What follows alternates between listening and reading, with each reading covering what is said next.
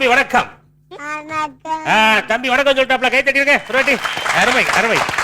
உங்க பேர் என்ன தம்பி? ட்ரெஸ் வாங்கணுமா? சரி, உங்க அப்பா பேர் என்ன?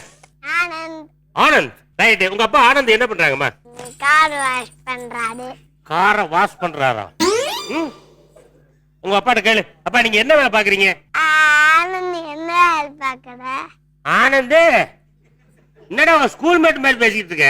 இல்ல அண்ணாச்சி, இவருக்கு அப்பான்னு கூப்பிடுறத விட யாரோ என்ன பேர் சொல்லி கூப்பிடுறாங்க. என் புள்ள பேர் சொல்ல புள்ள பெற்றிருக்கேன், பேர் சொல்லி அவர் தான் சொல்லி கொடுத்தாரு. ஓ, இவரை சொல்லி கொடுத்ததே நீங்க தானா?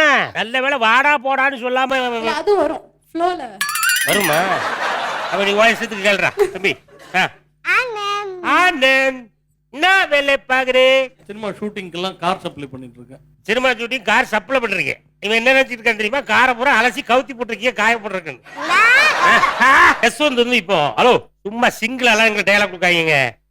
நம்ம கேர்ள் ஃப்ரெண்ட் வந்திருக்காப்ல, அவங்களோட சேர்ந்து பேசுற மாதிரி ஒரு டயலாக் ஒன்று கொடுத்தா நல்லா இருக்கும்லன்னு ரொம்ப பணிவா ரெக்வஸ்ட் பண்ணி கேட்டதுனால உங்களுக்காக ஒரு டயலாக் போடுறோம் தம்பி.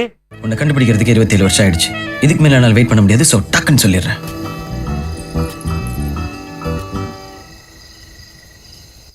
நான் உன்னை லவ் பண்றேன்.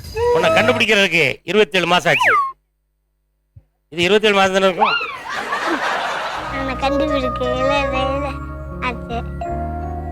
இதுக்கு மேல என்னால வெயிட் பண்ண முடியாது.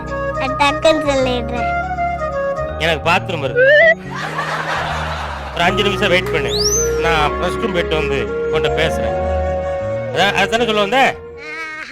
ஐயா, அப்ப வேற ஏதோ சொல்ல வந்திருப்பான் போல் இருக்கேன். நான் தான் அவசரப்பட்டேன். சரி, முதல்ல சொல்றா வாடா. உண்மையில வருதா?